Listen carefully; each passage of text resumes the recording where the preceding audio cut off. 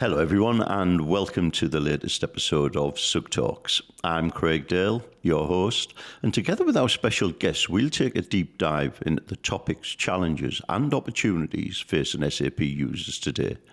Please make sure you do hit that subscribe button so you don't miss any of our future episodes. I'm delighted to be joined today by Simon Bacon, SAP Operations Manager at the QD Group. So, welcome, Simon. Hi, Craig. Thank you for having me on. Today, we are going to be talking about looking at how to build great partner relationships and how building those relationships can drive positive results for SAP projects. And we'll be chatting to Simon about QD stores, processing, choosing an SAP partner and their relationship with the partner, including moving from ECC to S4HANA in only 6 months. So congratulations on that anyway, Simon, before we get Thank you underway. very much. Thank you. Just before we get into the main topic of conversation, I thought we'd stick with the subject of partners with today's question. And just like to ask you, if I may, what's your favourite duo from film, TV or books? And what makes their partnership so good? So while you think about it, and these are thrown in front of us. So while you think about that, Simon, mine's Mulder and Scully of the X-Files for those people of the younger generation who might not know who Mulder and Scully are. If you do go back to the 90s as well, I think there was a Catatonia song, Mulder and Scully, that in relation to them. I'm going with them because I think they were both very different people, one a believer, one more of a skeptic and a scientist. But I think trust, loyalty and their shared purpose into the unknown, I think really solidified that for me, and their mutual respect. So that's me. Simon? Oh, I've got to say, takes me back to my childhood, is Batman and Robin. Oh. Yeah, reminds me of me and my brother growing up. One taking the lead, the other one following. I was the one following. And enjoyed it ever since. Oh, fantastic. Oh, Batman and Robin, they were great. But I have to admit, though, when you said Batman and Robin there, straight into my mind, I got Del Boy and Rodney in that episode of Only Fools. Classic. In fact, that's a better answer. It was a classic episode, though. Okay, right, moving swiftly on, if we may, Simon. So you were recently on our podcast, so thank you for that, talking about Connect. But for those listeners who perhaps haven't listened to that one yet, it'd be great if you could just start us off by giving a brief overview of QD Group, and also then maybe telling us a little bit about yourself and your role at the company. Sure, no problem. Well, the QD Group, we operate, we're a value retailer, and we have 2 brands, Quality Discounts, which is our high street brand, and Cherry Lane Garden Centres, which is our value garden centre offer. We've got 51 sites across the east of England and the Midlands, and we have actually this year celebrating our 40-year birthday. So plenty of good offers going on in our QD stores if anyone is near one. We're family-owned business, so privately owned, and the owners, father and son, are still hands-on, involved daily in the business. One of the weird things, unique things I should say with QD, is the length of service of the team.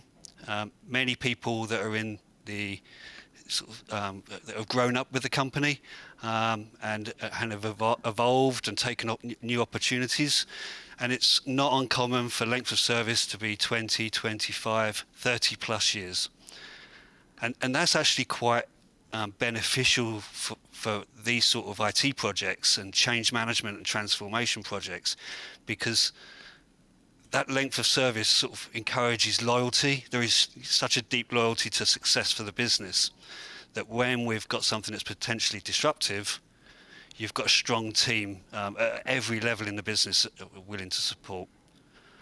So my role as SAP Operations Manager is twofold, really. First of all, I'm responsible for the day-to-day running of SAP. So that involves all of the configuration across the estate and support, so fixing problems and user issues and training. And then the second level is more strategic. So planning how we're going to maximize our investment in SAP, what new technologies we're going to release, in what order, where the ROI is on that. So all of that sort of thing. And that's obviously how the S4 project came about.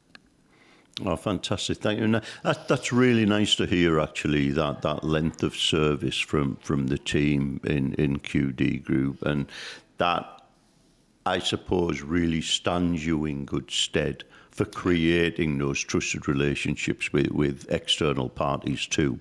Absolutely. And fantastic. So just to start us off on the partner relationship side, if you could you outline the project that you were embarking on, and I suppose what you were looking for in your ideal SAP partner? Yeah, well, quite simply, we'd made the decision to move to RISE, so a brownfield migration from ECC to S4, taking some custom code with us, but leaving as much behind as we could so that we could follow as much as possible a clean core methodology. Not quite there yet, but and this was a result of a multi-year vendor assessment. So it wasn't, we're SAP house, we're going to move to SAP. Like any other organisation, we looked at opportunities elsewhere, and actually that gave us a benchmark for capability, pricing, effort to migrate, licensing, and all of those sort of things. So we had a benchmark that we could measure SAP against. Ultimately, SAP came out on top, which I'm pleased to say because that's my job. So when we were looking for a partner, and the approach that we wanted to take with our project, we had very clear objectives that had been agreed with the board and the key stakeholders of the project. Only few, but they were key to the project. Number one was zero business disruption. So our original implementation of SAP was painful, overran budget, was disrupted to the business, and any disruption to a retailer loses sales and loses profit. So number one objective was zero disruption. The second key objective was to understand the cost, to know the cost of the migration, and that was quite important for a value retailer such as us. You can't accept projects running tenfold over cost. It's just not viable. So understanding the cost up front so we could make clear decisions was important. And then finally, because we'd taken the sort of brownfield route, was having a clear transformation pathway planned post go live. So yesterday, in fact, we had our first strategy meeting. So we're now working on a roadmap to activate the new capabilities of S4. So what we were looking for from our partner was actually more than technical skills and proven experience, and they've been there and done that, because most partners have got all of that. We're because of the type of company we are, we're not hierarchical. You can phone the CEO with a worry and he'll answer the phone. So it's quite a flat organisation, very personable. So one of the main thing we were looking for outside of skills and expertise were people, and was the culture of the partner aligned with our culture. Because the whole topic of this is about collaboration. It's hard to collaborate with people that you can't connect with. So forming those relationships right from the very beginning, and not having to force the relationships, making it feel natural, was very, very important. Oh, fantastic. So how did you go about selecting a partner to work with you? Well, I'm going to go back to the last podcast, actually. So Connect was super powerful because over the years of going to Connect, we've forged relationships with partners. Some of those relationships have actually led to work where we've contracted a partner in for a specific task or project. Others have just been purely sociable. We get on, and we understand the business, and so there were some natural companies that we trusted and we'd had over the last 10 years or so built strong relationships with. We also sort of extended that as well. We used the SAP Find a Partner site, and actually did use that. We found some partners there that weren't really aware of, didn't really have a connection with, but they were intriguing. And of course, we used the UKISUG partner directory. So Fantastic. between those three things, we built a list, not a massive list, but several contenders that we looked at for both AMS and for the migration. So the two were two pieces of the same puzzle. So we were looking to move AMS as well. And the decision's not easy. Everyone's good. And so the margins are tiny in making the decision. So as I've previously said, what we focused largely on was people, because that really became the tipping point. Who was the best match for our business? Yeah, it's very interesting, that, because I always have gone through the mantra of business is always done between people, and you do business with people. And something I picked up a few years ago that made it even stronger, I think, is people do business with people they like.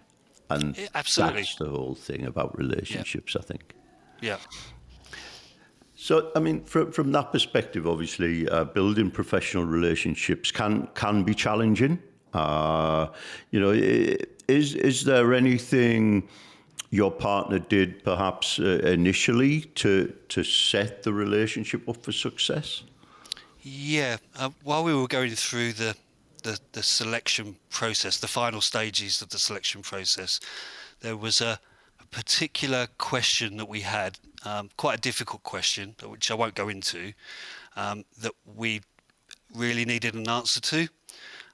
So that was posed to the account exec that I was dealing with, and that got escalated to one of the founders of the company, who joined us on a Teams call. And really, the deciding factor was, how was he going to answer? Were we going to be schmoozed? We don't like schmoozers. And actually what we got was a completely honest, open, transparent explanation and discussion, and which we weren't actually expecting. So it was really refreshing. And what we felt was, if that was the response from one of the leaders of the organisation, that spoke volumes for the company culture, and that was a key point. Once we'd made that decision, we still hadn't signed on Rise though. But we had started knowledge transfer workshops as part of the AMS. So we've got quite an extensive library of documentation, process flows, and all of that. And so we worked on a number of workshops by subject area with their specialists.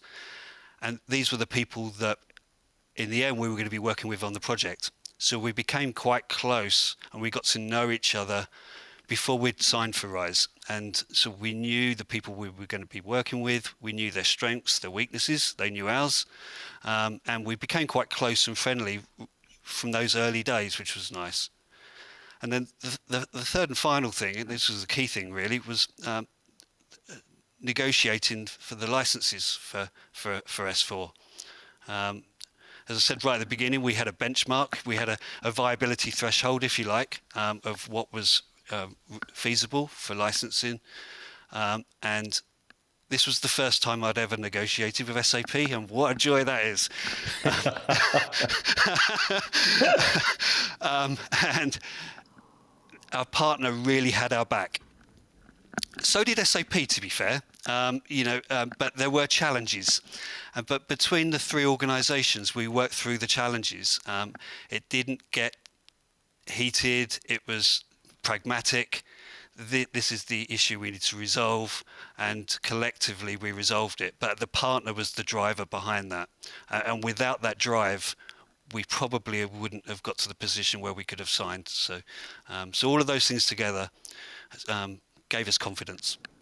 Oh, excellent! Good to hear. And that I suppose that was coming from what the partner did, and equally relationship between two people. There has to be that two-way relationship, because we can't just expect the partner to do everything. We have to put our own time, effort, and resource into building that relationship. So, was there anything that you felt you and your team did to set up the relationship for success at your side? Yeah, we were very clear from the outset, and this is how we are anyway. But very, very conscious that we wouldn't treat each other like customer and vendor. It was a team, a singular team, working together to achieve a goal, and to get to that point, because it sounds like a bit of a cliche. So the science behind that really is how we hold ourselves and conduct ourselves, so that all parties worked with honesty, transparency, kind to each other, but comfortable enough to be direct when directness is needed, and if you're on the receiving end of that, not to take it personally. So to be mature and understanding of actually what the end goal is. We committed to being responsive. So if an email comes through, don't just sit on it for a week. We replied, if not instantly, within a very short period of time. The same for Teams calls. Don't leave anyone hanging. And if we were tied up, explain, we'd get back to you at 2:00 today. That kind of, I think, gave our partner confidence that we were serious. We're a very small team. But it showed that we were serious. We were committed, and everyone on the project team. You didn't have to ask anyone. It was just common sense, but we discussed it, and that's how everyone behaved, and that's how our partner behaved as well. We worked together to find solutions to problems. It wasn't, we've got this problem, you go away and fix it and come back to us, vendor. Throughout the project itself, any challenge that we had was discussed during the Scrum call in the morning, and then taken offline between the relevant consultant and the relevant person within QD. So if it was something to do with integrations, the person who was our expert on integrations and they'd collaborate and work together. And that was the theme all the way through right from the very beginning. And also, so an example of that is how and I think really one of the key things was the planning at the very beginning, before we'd really started the discovery phase. So we followed like the SAP Activate methodology, but before we even got to that point, defining the scope took quite a bit of time, and that required us to be honest and transparent, where our weaknesses were, where our risks were, and could we meet timelines. And so there was a lot of work manipulating the scope and the project plans so that we had a project scope that was achievable. So. Oh, fantastic. And I like something you said there, because in projects of any size, there are always going to be challenges and perhaps disagreements. And as long as you can, I suppose, challenge each other constructively, and you have built that trust to enable that, and people don't either A, make it personal, and B, take it personally, that challenging can really lead to better outcomes. And the other thing I picked up from what you were saying there is that consistency. You mentioned about being responsive and, responding to them, to being on Teams calls, and to really communicating openly and transparently. I really do like that. So thank you for that. And I suppose when we come on to that challenging aspect, did you face any challenges working on the project? And I suppose if you did, how do you overcome them? There was nothing major. Obviously, any project like this, there are always challenges, but there was no challenge that required escalation. So it was either resolved by our teams working together, or a discussion between myself and the partner project manager. It was the usual expected things. For example, we had a problem with mismapping on business partners during the migration of business partners in the early stages. But it wasn't an issue. We sat down, went through it, spotted where the errors were, reran it, and got it and corrected it. We had problems when we were doing our trial runs for the cutover. That, bearing in mind the number one objective was no business disruption, our downtime was, including all processing and post-processing activities, was 1 weekend. So early Monday morning, everything must be up and running perfectly. On our first conversion run, we were looking at 4 to 5 days of downtime. Now, that would mean we would miss the primary objective. So we discussed that with the basis team, and they revised the plan. We reran the migration. It was better, but still not good enough. So we adapted, reiterated, and did that a number of times, so that when the cutover weekend took place, we actually finished about 15 hours early. That gave us extra time for testing and reassurance. So there were challenges, but they were resolved really, really easily, because we'd encouraged from the offset a spirit of teamwork and collaboration. It wasn't, we've got this problem, you fix it. It's like, we've got this problem, we'll fix it. And there's quite a difference, I think, in sort of methodology. Yeah, I think two things come to my mind there. One is, over that time in that working together, you build up trust quite early, which enabled that open relationship as well. Even from the pre-calls, you started building that trust really early. And, when I kind of read about and hear about projects that have failed, you often see a lot of, well, it was the partner, well, it was the technology, well, it was the software, well, it was the vendor, and this, that, and the other. Not often do people look at themselves. And I think what I'm hearing from you, there's no blame game. We're in this together, we're working through it together, and we all take that shared responsibility. Yeah, and that was an ethos that was held at QD at every level. And there was one thing that our CEO actually said: I do not want us to get into that point of any blame games. So you must avoid that. And we didn't get to that point. I think it's important to know when you don't know, and don't be ashamed to say, I don't know, we need help. And there were a few occasions where those were our answers. We didn't have the answer, and that's where you rely on your relationship, is that openness, and you're relying on the expertise then of the partner to say, okay, no worries, we'll come back to you with an answer, and we did experience that. Oh, fantastic. So just flipping, I suppose, now to the actual project itself. And so the main goal for QD was, in finding a partner, was to migrate from ECC 6 to S4. So what do you feel the benefit was working with a partner rather than trying to do this yourself? If we'd have done it ourselves, it would have been a disaster. And we don't have the skills, we don't have the team to complete a project like that. We have a lot of skills and a lot of very clever people, but um, we know, as I'm sure most customers know, to take on something like this on your own would be disastrous.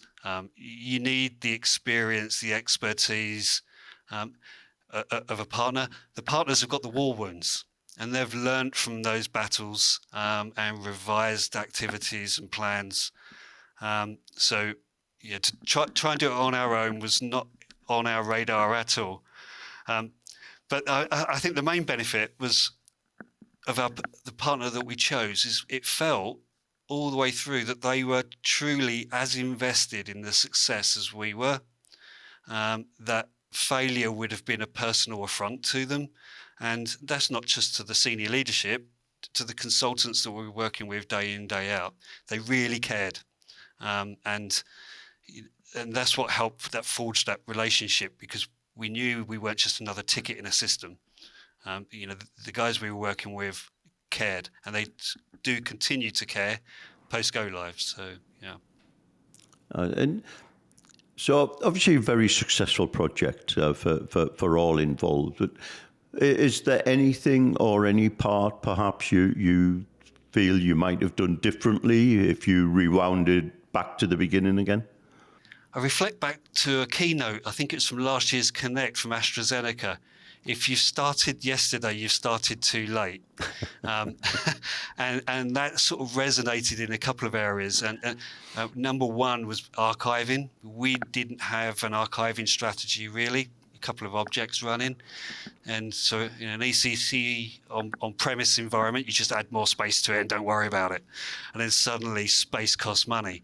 And so in the autumn of 2025, when things were looking serious, like we were going to move, the chances of moving to RISE were increasingly high, we had to learn how to archive and very quickly come up with an archiving strategy and put in place an effective archiving plan to reduce our database by nearly 70%.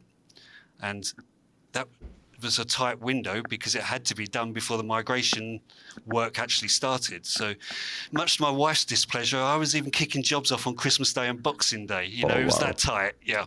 So I definitely have started that much earlier. So start now if you haven't. And the other thing I think we didn't really fully understand was the complexity of the FUE, the full user equivalent licensing, and how wildly different that is to ECC licensing. We ran as part of our initial onboarding the STAR report to get the measurements, the initial measurements from SAP, so we could agree our licensing deal. But actually quite a complex area to refine authorizations and not stop people from doing their jobs. So had I had more time, we'd have started that earlier and preempted the requirement. That became quite a piece of work. But they're the main two things. Oh, thank you very much. And many organisations, I suppose, worry about relying on the partner too heavily. And what advice would you give on striking the right balance between internal ownership and external support? First of all, no one knows your business like you and your team. And it's unfair, I think, to expect from the get-go your partner to have that deeper knowledge of your system and its nuances and its custom configuration, and Bob does this on the side with a bit of Excel or anything like that. So the partner, I feel, relies on your expertise and knowledge, not just the project lead, but everyone in the team, to engage and communicate, this is how the business operates. Now, those processes may change as part of the program, but to start with, the partner needs to understand how are QD using SAP, and documenting that, having a detailed library of process flows, the way that we operate different transactions and business processes was really important for our knowledge transfer, because that gave the partner a detailed insight into what we were using and what we weren't, and what what we were using incorrectly. So your knowledge, I think, as the customer, is really important, but that needs to be sort of balanced with trust and respect for the partner and their role in the relationship. We felt it's important not to micromanage your project team. They're a team that have done this time and time and time again, and they know their stuff. I think we certainly felt at times we needed to let them take the lead. And other times we felt we had to step in and say, no, we can't do this because of this reason. Can we find an alternative way? Or definitely having that open relationship, being able to step back and say, yeah, they know what they're doing. We'll let them run with it. But then equally, to when something was a potential concern, feeling comfortable to say, we need to look at an alternative for this, or I'm not quite happy with the direction that this is going. And I think that's the sort of balance. You've got to trust the partner, but don't think they've got all the answers, because they need your team. So I suppose looking at that, listening to obviously everything you said about the relationship around the success of the project, you could almost say that, a close and trusted relationship with your partner is just as important perhaps as the technology choices and ensuring the project's a success. Personally, I'd say it's more important. If looking at it, the SAP products, they're all great products. So whether or not you choose public cloud, private cloud, whatever solution route you choose, they've all got strengths and weaknesses. You make the decision that's best for your business, and understand the consequences and the benefits of that decision. But if your plan is wrong because your people aren't working together, it doesn't matter how good the solution is, the implementations, I feel, is going to be painful. So having the right people, you've already got a good solution. It's the execution of the delivery that is led by people that can be the fracture point. And so that's why people, relationships, honesty, trust were the most important things, because we already trusted the system. So, fantastic. So, if I go back to the beginning now, and I was talking about Mulder and Scully, and one of the things about the power of their kind of partnership, if you like, is that they made each other better. And do you feel that your relationship, in your relationship with your partner, you made each other better? Absolutely, yeah. We certainly learned a lot. This sort of project isn't a commonplace thing for us. So we'd learned from mistakes that we'd made internally through previous upgrades. So we'd had learnings, but working with a partner who had a structure in place, had easy to use but detailed project planning solutions that were shared, and gave us experience of actually how these transformation projects can be delivered. But equally, we found that, particularly when we were entering the testing phase, actually the approach that they were taking with testing left gaps. And for us, bearing in mind our team is small, each testing cycle had to be very, very focused, but detailed. So as well as testing every transaction, and we did the analytics on usage and all of that, we spent a lot of time right at the early stages of the project understanding what our critical paths were. And all of those critical paths were mapped with detailed test scripts for each stage of those paths. Those things had to work perfectly on day one. On the Monday morning when we turned the lights on, every critical path needed to operate perfectly. And that was something that I felt our partner didn't really bring to the table initially until we discussed it. And we ended up using our test plan for every test cycle of the project. So there were things that we took from our partner, and there were things they took from us. So, which was good. It was quite nice to contribute. Oh, that's really, really positive, isn't it? And fantastic. So, what advice would you give to other organisations looking for their ideal SAP partner?